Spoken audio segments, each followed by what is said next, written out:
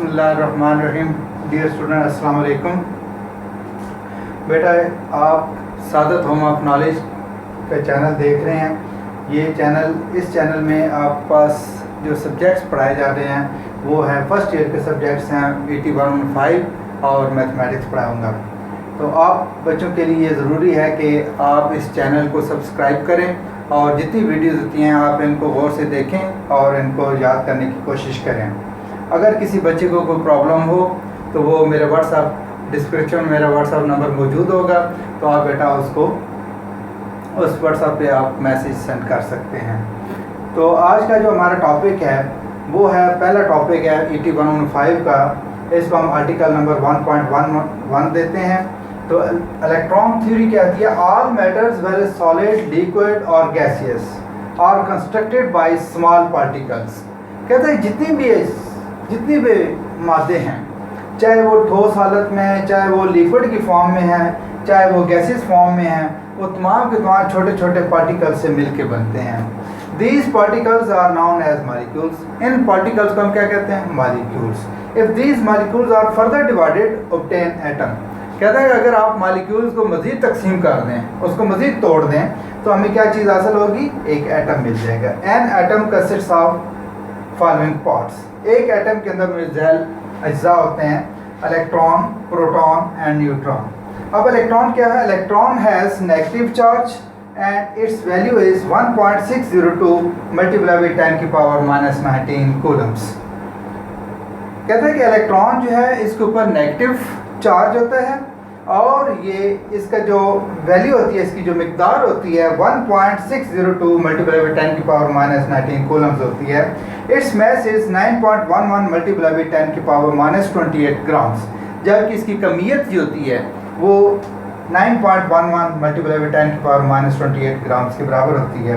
Proton has positive charge which is present in nucleus. कहता है कि प्रोटॉन के ऊपर पॉजिटिव चार्ज होता है और ये न्यूक्लियस में पाया जाता है।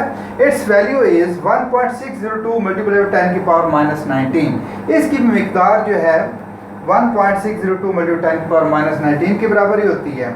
It is heavier than electron 1836 times. कहता है ये इलेक्ट्रॉन की कमियत से 1836 गुना ज़्यादा भारी होते हैं। Neutron has no charge. Neutron के ऊपर कोई चार्ज नहीं होता। It's mass is equal to mass of proton. और जो न्यूट्रॉन का मैस होता है, जो न्यूट्रॉन की कमियत होती है, वो प्रोटॉन की कमियत के बराबर होती है। अब बेटा ये जो ब्लू कलर में लिखा है, ये उन बच्चों के लिए जो उर्दू में नोट्स जो है वो तैयार करना चाहते हैं, तो उनके लिए क्या है? इलेक्ट्रॉन थ्योरी क्या है? तमाम मादे चाहे वो ठोस, माया या गैस की हालत में हों, छोटे छोटे ज़र्रात से मिल के बनते हैं। इन ज़र्रात को मॉलिक्यूल कहते हैं। अगर मॉलिक्यूल को मज़ीद तकसीम किया जाए तो एटम हासिल होता है। एक एटम मुतअद्दिद अज़्ज़ा पर मुश्तमिल होता है: इलेक्ट्रॉन, प्रोटॉन और न्यूट्रॉन। इलेक्ट्रॉन के बारे में आप क्या लिखेंगे? इलेक्ट्रॉन के ऊपर मनफी चार्ज होता है जिसकी मिकदार 1.602 मल्टीप्लाई बाई 10⁻⁻19 कूलम होती है और इसकी कमियत 9.11 मल्टीप्लाई बाई 10⁻28 ग्राम्स होती है। प्रोटॉन, इसके ऊपर मुस्बत चार्ज होता है और ये न्यूक्लियस में पाया जाता है। इसकी मिकदार भी 1.602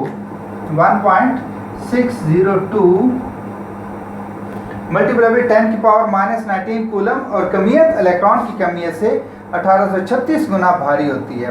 न्यूट्रॉन, इस पर कोई चार्ज नहीं होता और इसकी कमियत प्रोटॉन की कमियत के बराबर होती है।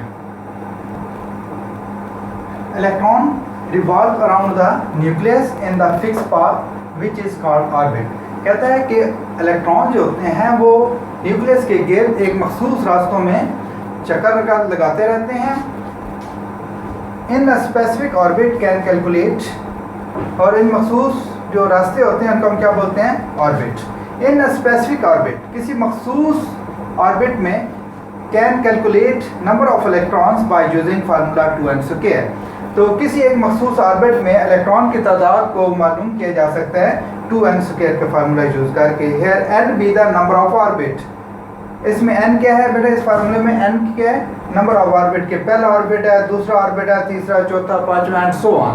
जितने भी जिस ऑर्बिट में आप नंबर ऑफ इलेक्ट्रॉन्स मालूम करना चाहते हैं उस ऑर्बिट का जो नंबर होगा वो n की वैल्यू कहलाएगी।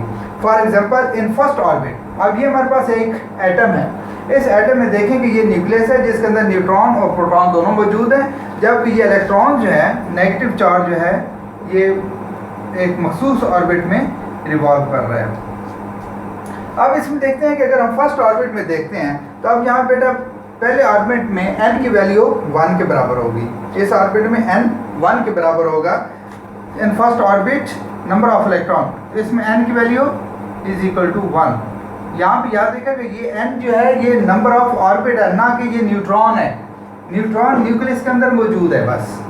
तो यहाँ पे जो n वैल्यू है फार्मूले में n वैल्यू पुट करेंगे नंबर ऑफ ऑर्बिट होगा। तो यहाँ पे पहले ऑर्बिट में जब करेंगे तो n 1 के बराबर हो जाएगा। तो यहाँ पे नंबर ऑफ इलेक्ट्रॉन्स किसके बराबर हो जाएगा, 2 इंटू n की जगह 1 पुट करेंगे, 1 का स्क्वायर 1 ही होता है, तो 2 into 1 is equal to 2 electrons. अब इसमें देखेंगे पहले ऑर्बिट में 2 इलेक्ट्रॉन शो किए गए हैं। अगर आप दूसरे ऑर्बिट में देखते हैं कि दूसरे ऑर्बिट में इलेक्ट्रॉन की तादाद कितनी होगी, तो अब यहाँ पे इन सेकंड ऑर्बिट n किसके बराबर हो जाएगा बेटा, 2 के बराबर हो जाएगा, n की वैल्यू 2 आ जाएगी।